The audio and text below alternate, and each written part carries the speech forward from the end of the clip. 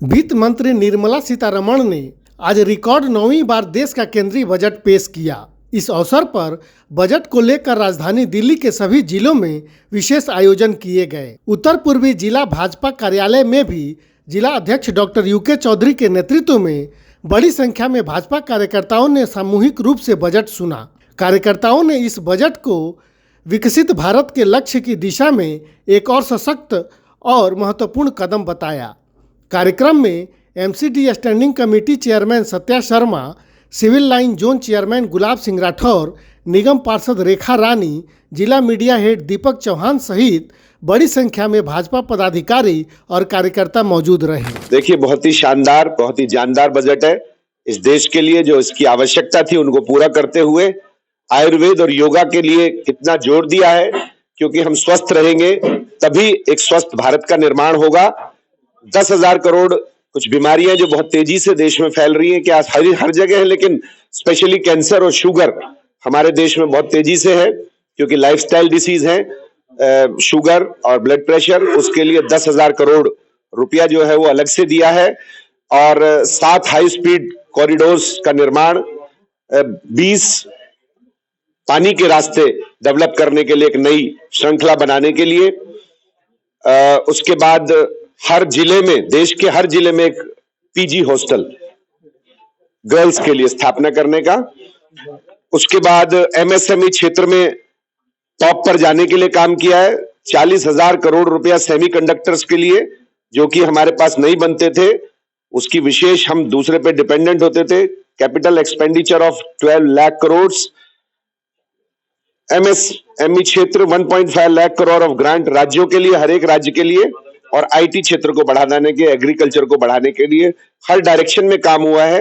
और मुझे लगता है कि आने वाला जो भविष्य है भारत का, वो बहुत ही उज्जवल होगा और हम परम वैभव की तरफ जा रहे हैं।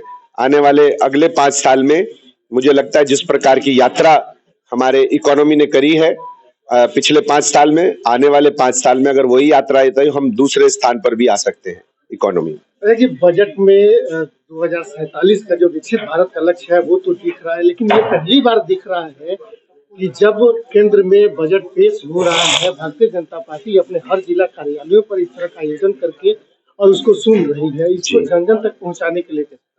देखिए, कोई भी देश में कार्यक्रम हो, कोई भी महान व्यक्तित्व हो, कोई भी इस देश के ऐसे लोग हो जिनको हम समय के साथ साथ भूल गए हो, लेकिन उनका बहुत देश के लिए योगदान रहा हो, ऐसा कोई भी कार्यक्रम है तो हमेशा पार्टी जो है उसका जिला स्तर पर, मंडल स्तर पर कार्यक्रम करती है। इसी प्रकार हमारे हर कार्यकर्ता को अवेयर करना चाहती है कि भाई जिस प्रकार का बजट आया है और उसमें जो जो फायदे हैं वो जनता के हर व्यक्ति, नीचे के हर व्यक्ति तक पहुंच जाए।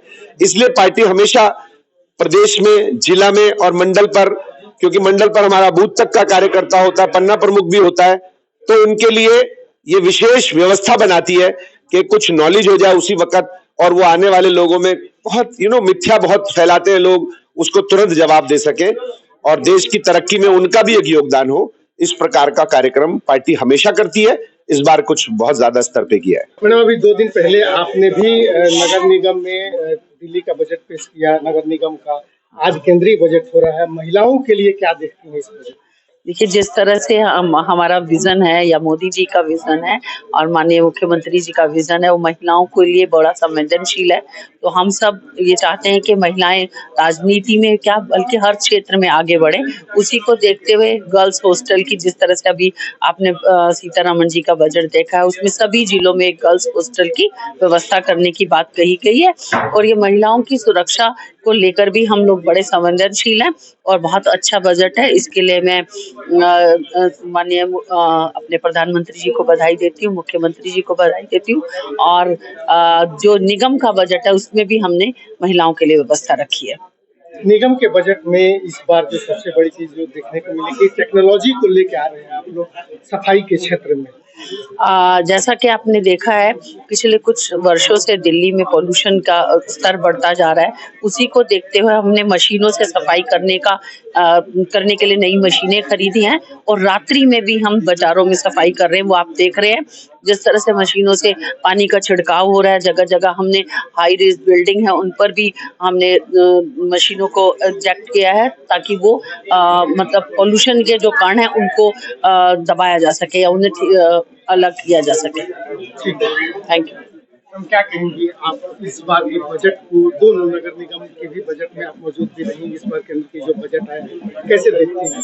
देखिए, आपके चैनल के माध्यम से मैं यही कहूंगी कि आज हमारी केंद्रीय वित्त मंत्री श्रीमती निर्मला सीतारमण जी ने जो बजट पेश किया, एक विकसित भारत की दिशा में वो महत्वपूर्ण कदम है। लाखों करोड़ों रुपए जो अलग अलग सेक्टर को दिए गए, विशेष रूप से महिलाओं के लिए विशेष ध्यान रखा गया। हर जिले में कामकाजी महिलाओं के लिए हॉस्टल बनाना, एमएसएमई के थ्रू छोटे उद्योगों को आर्थिक रूप से सहारा देना, जिससे हर परिवार, चाहे वो महिला है, पुरुष है या छोटे से छोटे उद्योग जो लगा रहे हैं लोग, ये काम कर रहे हैं, उनके माध्यम से अपने देश के इंफ्रास्ट्रक्चर को और अर्थव्यवस्था को आगे बढ़ाने के लिए काम करना। अपने बहुत सारे ऐसे सेक्टर हैं जैसे कि कॉरिडोर बनाए गए हैं, रेलवे के लिए बहुत हाई स्पीड रेलवे के साथ बताया गया है, जो वाराणसी से सिलीगुड़ी ऐसे क्षेत्रों को जोड़ेंगे जहां अभी तक उतना कनेक्टिविटी नहीं हो पाई थी। तो कनेक्टिविटी मेन है। रेलवे के अलावा वाटरवेज भी 20 वाटरवेज बनाए जा रहे हैं। शिक्षा के क्षेत्र में और पर्यटन के क्षेत्र में, उद्योग के क्षेत्र में, सभी क्षेत्रों में अपने जो बजट आज रखा गया है उससे विकसित भारत की एक दिशा हमारी महत्वपूर्ण, जो हमारे माननीय प्रधानमंत्री श्री नरेंद्र मोदी जी का सपना है कि 1947 तक हमें विकसित भारत बनाना है, तो उस दिशा में एक महत्वपूर्ण कदम है। तो बहुत हम तारीफ करते हैं इस बजट की, बहुत अच्छा बजट। देखो, सबसे बड़ी चीज है कि ये 9वां बजट प्रस्तुत कर रहे हैं दीदी निर्मला सीतारमण जी।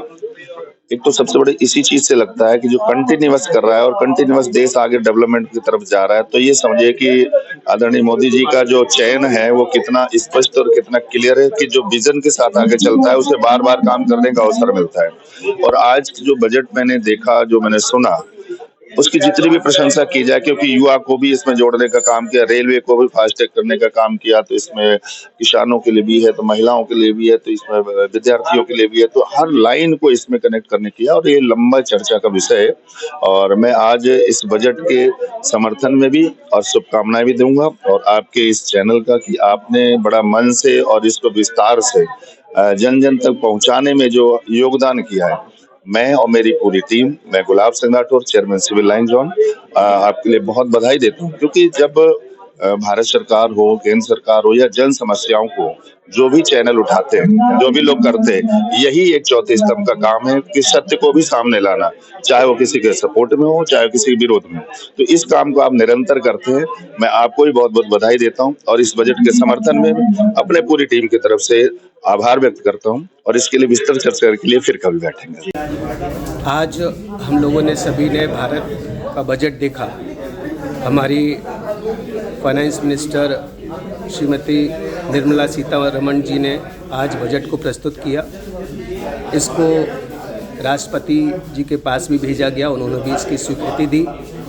ये लगातार उन्होंने 9वीं बार अपना बजट पेश किया और इसमें सबसे ज़्यादा जो लाभ है, एक स्वास्थ्य व्यवस्था को देखते हुए, क्योंकि हम इससे पहले भी कोविड में जूझ रहे थे, वहाँ पर स्वास्थ्य व्यवस्था को देखते हुए इमरजेंसी को और हाईटेक किया जाएगा, इमरजेंसी में और बेडों को लगाया जाएगा।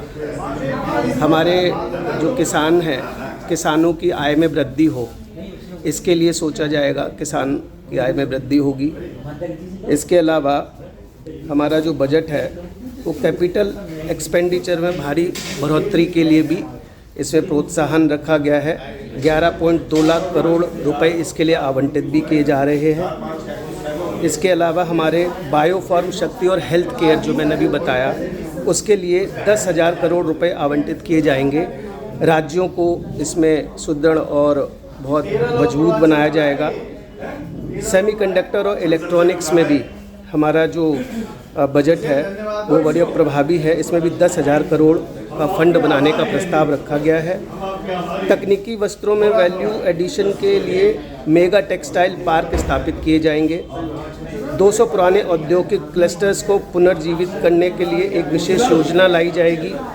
खादी और हैंडलूम को मजबूत करने के लिए महात्मा गांधी ग्राम स्वराज पहल का भी प्रस्ताव इस बजट में रखा गया है। और मैं बताना चाहता हूं कि जो मिडिल क्लास है, मिडिल क्लास कई बार विदेश जाता है तो उसका जो बजट है डगमगा जाता है। इसमें भी हवाई यात्रा जो है उसको कम किया गया है। हवाई यात्रा से जो है टैक्स को कम किया गया है।